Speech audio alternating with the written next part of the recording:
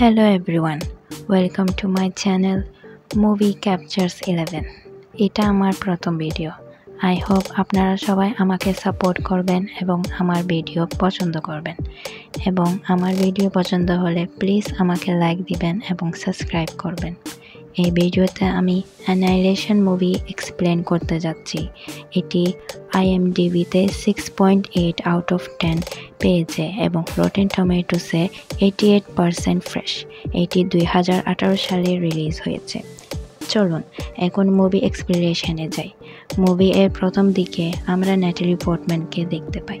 সিনটা দেখে মনে হচ্ছে তাকে ইনভেস্টিগেশন করার জন্য কোনো এজেন্সি ধরে রাখছে। এখানে থেকে আমরা জানতে পারি তার নাম লিনা। তাকে জিজ্ঞেস করা হচ্ছে তার বাকি সাথীদের সাথে কি হয়েছে, যার উত্তরে লিনা বলে সে কিছু জানে না। এখন সিন যায় একটা ইউনিভার্সিটির দিকে, যেখানে লিনা একজন বায়োলজি প্রফেসর। লিনা আগে একজন সোলজারও ছিল। লিনা ক্লাসে কোষ বিভাজন সম্পর্কে পড়াচ্ছেন। এখন এই সিনটি খুবই গুরুত্বপূর্ণ, কারণ এই মুভিতে কোষ বিভাজনের উপর ভিত্তি করে বানানো হয়েছে। তারপর সিন যায় লিনার ঘরে, যেখানে হঠাৎ করে তার হাজব্যান্ড কেন 1 বছর পর ফিরে আসে। কেন একজন সোলজার। যখন তাকে তার মিশন সম্পর্কে জিজ্ঞেস করা হয়, সে কিছুর উত্তর দিতে পারে না। হঠাৎ করে তার শরীর খারাপ হয়ে ওঠে এবং তাকে অ্যাম্বুলেন্স করে নিয়ে যাওয়ার সময় সিকিউরিটি ফোর্স এসে বাধা দেয় এবং তাদেরকে একটি গোপন জায়গায় নিয়ে যায়, যাকে এখানে এরিয়া এক্স বলা হয়েছে। তখন লিনাকে সাইকোলজিস্ট ডক্টর ভেন্ট্রেস দেখতে আসে। তিনি লিনাকে সীমান নামক জায়গা দেখায়। 3 বছর আগে একটি মিটিওর বা উল্কাপিণ্ড ফ্লোরিডাতে একটি লাইট হাউসে এসে পড়ে, যার পর থেকে একটি আচ্ছাদনের মতো সৃষ্টি হয়, যা ধীরে ধীরে প্রসারিত হচ্ছে। সীমার সম্পর্কে জানার জন্য অনেক অভিযান সীমারের ভিতর পাঠানো হয়, কিন্তু কেউ ফিরে আসেনি, শুধু লিনার হাজব্যান্ড কেন ছাড়া, যাকে 1 বছর আগে আরও কিছু সোলজারের সাথে অভিযানের জন্য সীমারের ভিতর পাঠানো হয়। ভেন্ট্রেস, লিনা ও আরও 3 জন নারী, কেসি একজন কিউমোরফোলজিস্ট, অ্যানিয়া একজন প্যারামেডিক এবং জোসি একজন ফিজিস্ট সীমারের ভিতর নতুন অভিযান করে। সীমারের ভিতর কোনো যোগাযোগ ডিভাইস চলে না। তারা লাইট হাউসের দিকে এগিয়ে যাচ্ছিল।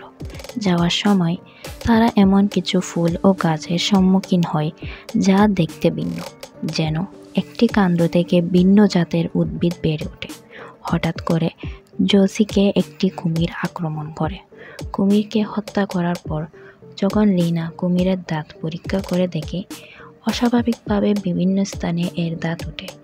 তারা এগিয়ে যেতে থাকলে একটি পরিত্যক্ত সামরিক ঘাঁটিতে পৌঁছায়, যেখানে তারা কেনের দলের একটি ভিডিও পায়। ভিডিওটাতে কেন তার সাথীর পেট কেটে ফেলে, যাতে তার অন্ত্রগুলো অস্বাভাবিকভাবে নড়াচড়া করতে থাকে। ডরটি পরে সাথী তার মৃতদেহ খুঁজে পায়, যা লাইকেনের ভয়ঙ্কর উপনিবেশে পরিণত হয়। সীমারের ভিতর সব প্রাণী উদ্ভিদের মধ্যে মিউটেশন হচ্ছিল। তারা যতই লাইট হাউসের কাছে যাচ্ছে, ততই মিউটেশন ভয়ঙ্কর হতে থাকে। রাত হলে একটি মিউট্যান্ট ভাল্লুক তাদের উপর আক্রমণ করে। কেসিকে ধরে নিয়ে যায় এই ভাল্লুকটি। আগামী দিনে তারা কেসিকে খুঁজতে গেলে লিনা তার মৃতদেহ খুঁজে পায়।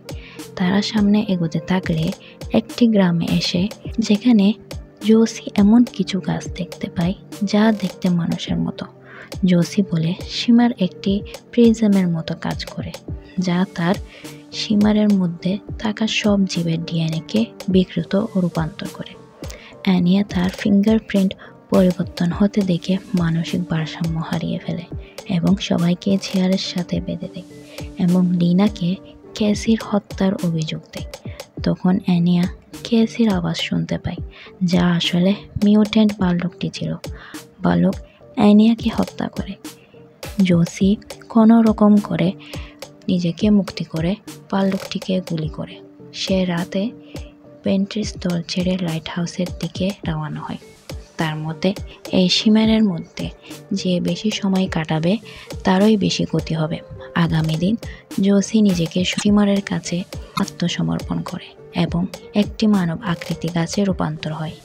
লিনা লাইট হাউসের দিকে রওনা হয়, যেখানে গিয়ে সে একটি মৃতদেহ পায়, পাশাপাশি একটি ভিডিও রেকর্ডিং, যেখানে লিনা তার হাজব্যান্ড কেনকে দেখে। আত্মহত্যা করার আগে তার ডুপ্লিগ্যাঙ্গারকে লিনাকে খুঁজে বের করার নির্দেশ দেয়। লিনা উল্কাপিণ্ড দ্বারা তৈরি গর্তের মধ্যে ঢুকলে ভেন্ট্রেসকে খুঁজে পায়। সে বলে শিমার অবশেষে সব কিছু ধ্বংস করবে। এরপর ভেন্ট্রেস ধ্বংস হয়ে যায় এবং একটি আলোকিত মেঘে পরিণত হয়, যা লিনার মুখ থেকে এক ফোঁটা রক্ত নিয়ে একটা আলোকিত মানবাকৃতি রূপান্তর হয়, যা লিনাকে ফলো বা অনুকরণ করতে থাকে। লিনা কৌশলে ওই প্রাণীর হাতে একটি গ্রেনেড ধরিয়ে দেয়, যা ধীরে ধীরে লিনার আকৃতি নিতে থাকে। লিনা লাইট হাউস থেকে পালিয়ে যায়। বিস্ফোরণের কারণে লাইট হাউস এবং গর্তে আগুন লেগে যায় এবং শিমার ধ্বংস হয়ে যায়। সিন আবার বর্তমান ইনভেস্টিগেশনে ফিরে আসে। লিনাকে শিমারের সম্পর্কে এর উদ্দেশ্য সম্পর্কে জিজ্ঞেস করা হয়। সে বলে শিমার আমাদের পরিবেশকে ধ্বংস করছিল না এবং পরিবর্তন করছিল, নতুন কিছু সৃষ্টি করছিল। শিমার ধ্বংস হওয়ার পর কেনের অবস্থা স্বাভাবিক হয়ে যায়। লিনা তার সাথে দেখা করলে জিজ্ঞেস করে সে কি কেন। কেন জিজ্ঞেস করে সে কি লিনা। দুইজনে উত্তর দিতে পারল না। তারা জড়িয়ে ধরে এবং তাদের চোখের আইরিশগুলো আলোকিত হয়। এটা ছিল অ্যানাইলেশন মুভির এক্সপ্লেনেশন।